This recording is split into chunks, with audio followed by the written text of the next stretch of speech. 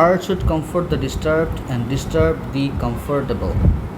শিল্প শুড, শিল্পের উচিত আরাম দেবে ডিস্টার্বদেরকে, যারা বিরক্ত তাদেরকে শিল্পকে দিবে, আরাম দিবে। অ্যান্ড ডিস্টার্ব দ্য কমফোর্টেবল, এবং যারা আরামে আছে তাদেরকে ডিস্টার্ব করবে, বিরক্ত করবে। Writes the pseudonymous street artist ব্যাংকসি।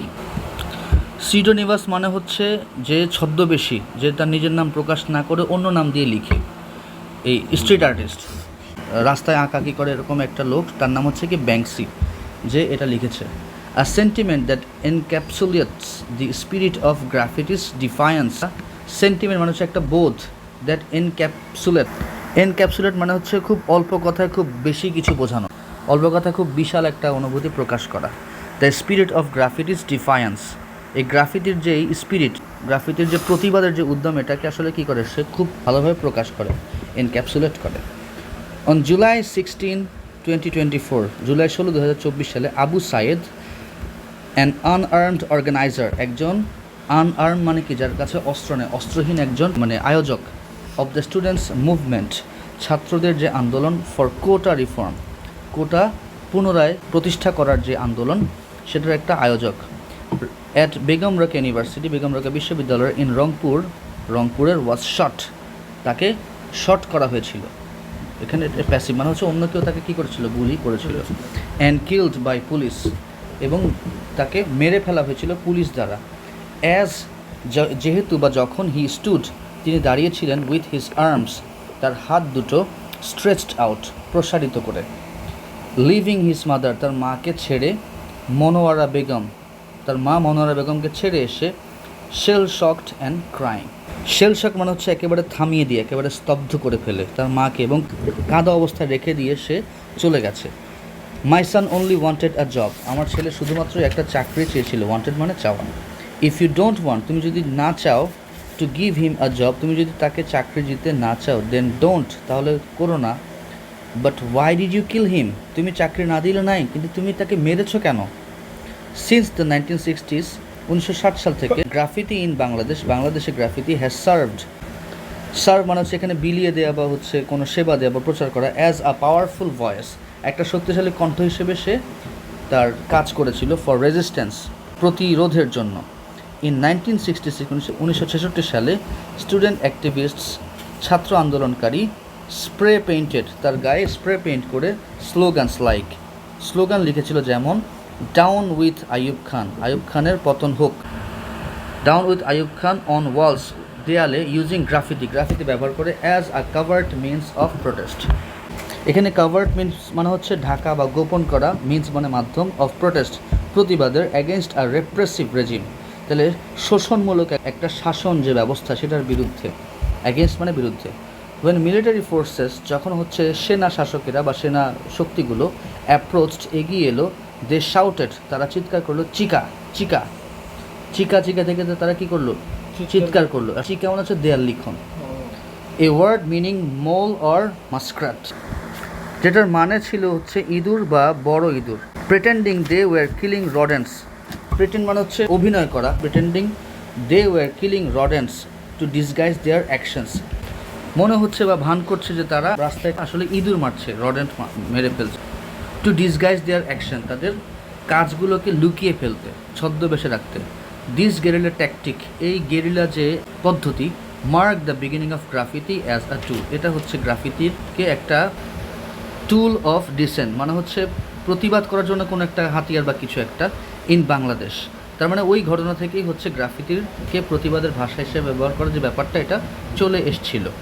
And it played, এবং এটা রেখেছিল আ ক্রুশাল রোল, একটা খুব গুরুত্বপূর্ণ ভূমিকা, in the liberation war in 1971, তার মানে গ্রাফিতি হচ্ছে মুক্তিযুদ্ধে একটা বিশাল ভূমিকা রেখেছে।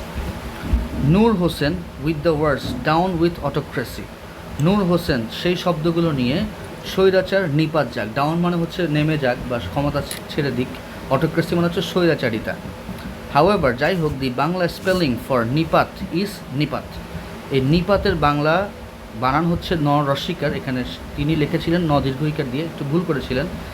দিস মিস স্পেলিং, এই ভুল বানান, আন্ডারস্কোরিং র স্পন্টেনিটি অফ সাচ এক্সপ্রেশনস, এই যে ভুল বানান, এটাকে আসলে এই ভুল বানান দ্বারা আমরা কী বুঝি, যে কোনো মানুষ একেবারে গোড়া থেকে আসা যে কোনো মানুষ কি করতে পারে, তার প্রতিবাদের ভাষা প্রকাশ করতে পারে, যে ঠিকমতো বানানটাও জানে না কিন্তু তাকে প্রতিবাদ করতে হবে।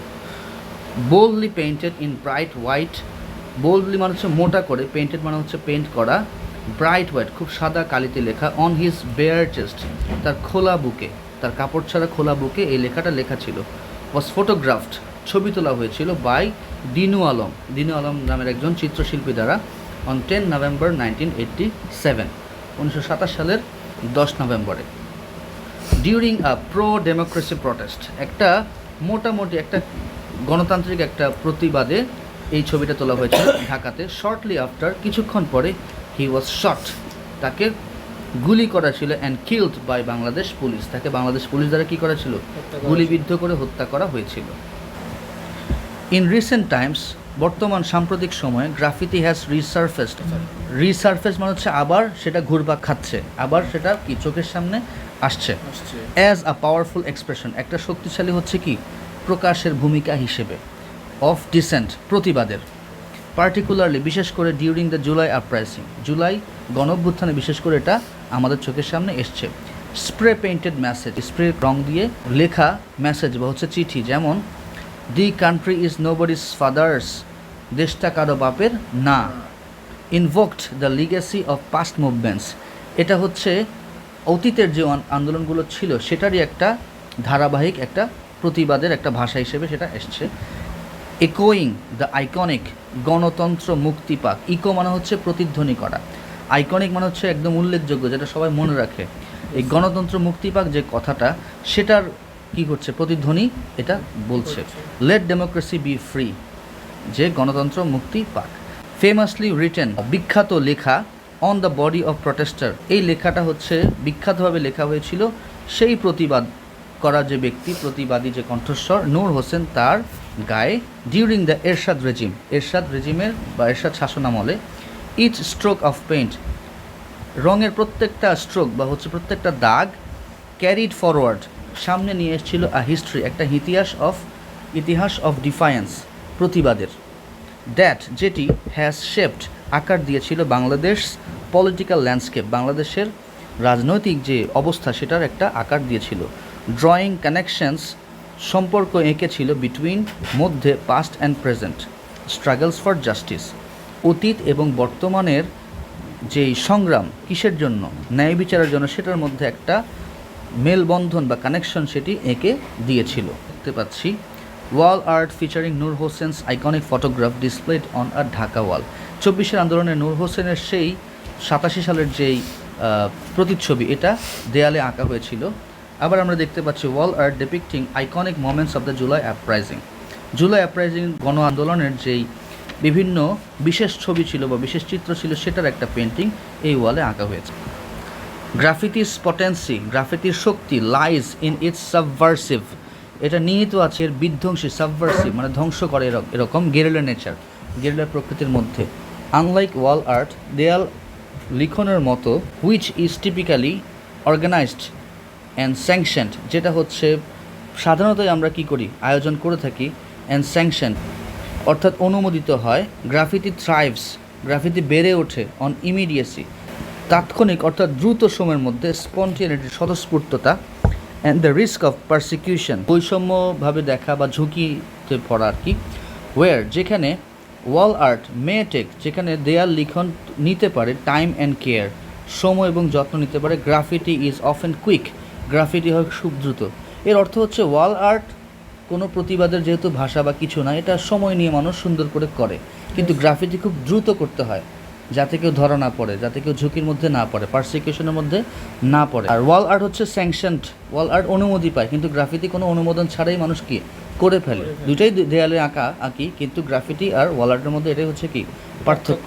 গ্রাফিটি খুব দ্রুত লিখতে হয়। গ্রাফিটি ইজ অফেন কুইক, খুব দ্রুত, রিকোয়ারিং স্পিড, যেটার গতি দরকার, অ্যান্ড অ্যানোনিমিটি, এবং হচ্ছে ছদ্মবেশ দরকার, মানুষ নিজের নাম প্রকাশ না করে লিখবে। ডিউ টু দ্য থ্রেট, ঝুঁকির কারণে, অফ ডিটেকশন হচ্ছে নির্ণয় করে যে কে কাজটা করেছে, এটার থ্রেট থেকে বাঁচতে তারা ছদ্মনাম ব্যবহার করে লিখে। ইটস পারপাস, এটা ইজ টু চ্যালেঞ্জ পাওয়ার, এটার উদ্দেশ্য হচ্ছে শক্তি বা হচ্ছে যে ক্ষমতায় আছে তাকে চ্যালেঞ্জ করা। কাউন্টার সার্ভেলিয়েন্স, সরকার বা পাওয়ার যে নজরে রাখে অপরাধী যাদেরকে মনে করে আর কি, প্রতিবাদীদেরকে যে সরকার নজরে রাখে, ঠিক প্রতিবাদীরাও ঠিক একইভাবে কাউন্টার অর্থাৎ বিপক্ষ নজরদারি চালু রাখে। অ্যান্ড ইনস্ক্রাইব মেসেজেস, এবং খোদাই করে তারা চিঠি লিখে দেয় বা দেয়ালে এঁকে লিখে দেয়, that are otherwise censored or suppressed, যেটা হচ্ছে অন্যথায় কী করা হয়, নিষেধ করা হয় অথবা যেটাকে রাখা হয়, সাপ্রেসড অর্থাৎ দমিয়ে রাখা হয়। দি জুলাই আপরাইজিং, জুলাই আন্দোলন, ব্রট নিয়ে এসেছে নিউ ডিমেনশনস, নতুন মাত্রা, to this medium of dissent, এই প্রতিবাদের মাধ্যমে নতুন মাত্রা নিয়ে এসছে। স্প্রে পেইন্টেড স্লোগানস, স্প্রে দিয়ে পেইন্ট করা সেই স্লোগানগুলো। ডিফাইড ইরেজার মানে হচ্ছে মুছে ফেলার যে ব্যাপারটা। এমবডিং মানে দেয়াল লিখে দেওয়ার ব্যাপারটা। কালেকটিভ রেজ, সংঘবদ্ধ, রেজ মানে হচ্ছে রাগ, প্রতিবাদ। অ্যান্ড রেভলিউশনারি সলিডারিটি, এবং হচ্ছে বিপ্লবীভাবে সবাই একত্র হয়ে যাওয়া, সলিডারিটির মধ্যে চলে আসা। ডিমান্ডস লাইক, ডিমান্ড মানে হচ্ছে দাবি, যেমন এক দফা এক দাবি, স্বৈরাচার তুই কবে যাবি, এই যে দাবিগুলো। Surfaced as cries for justice, এগুলো সব জায়গায় আমরা দেখতে পেয়েছি, সারফেস করতে দেখেছি প্রতিবাদের বা হচ্ছে ন্যায় বিচারের জন্য কি আর্তনাদ হিসেবে, ক্রাই হিসেবে। ইকোয়িং দ্য ফ্রেঞ্চ ফিলসফার, যেটা হচ্ছে ফ্রেঞ্চ যে দার্শনিক তারই ভাষার কী করছে, প্রতিধ্বনি করছে। জ্যাকাস ডেরিডাস অ্যাসারশন, জ্যাকাস ডেরিডাস কথা যেটা বলেছিল, হোয়াট ক্যানট বি সেইড, যেটা বলা যায় না, মাস্ট নট বি সাইলেন্স, সেটাকে চুপ রাখা যাবে না, বাট রিটেন, কিন্তু লিখে প্রকাশ করতে হবে। যে কথা তুমি বলতে পারবে না সেটা কি তুমি দমিয়ে রাখবে না, সেটাকে বরং লিখে প্রকাশ করবে। বলেছিল কে, ডেরিডা, জ্যাকাস ডেরিডা।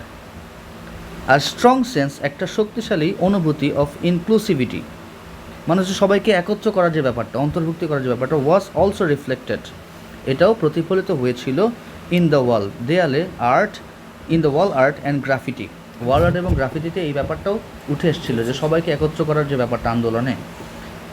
During and after the July uprising, July আন্দোলনের মধ্যে এবং পরে, হুইচ হাইলাইটেড, যেটা হচ্ছে তুলে ধরেছিল দ্য কেস, কারণ of the marginalized and minoritized people in multiple instances, যেটা হচ্ছে মার্জিনালাইজ মানে হচ্ছে কি, সীমাবদ্ধ কাঠামোর মধ্যে বন্দি করা যে মানুষগুলো, এবং মাইনরিটাইজড মানে হচ্ছে ছোট দলের মধ্যে যে লোকগুলোকে আমরা বন্দি করে ফেলেছিলাম, সেই লোকগুলোকে, ইনস্ট্যান্স মানে হচ্ছে মাল্টিপল ইনস্ট্যান্স মানে হচ্ছে বিভিন্ন কারণে, বিভিন্ন দফায় দফায় সবাইকে একত্র করার যে ব্যাপার।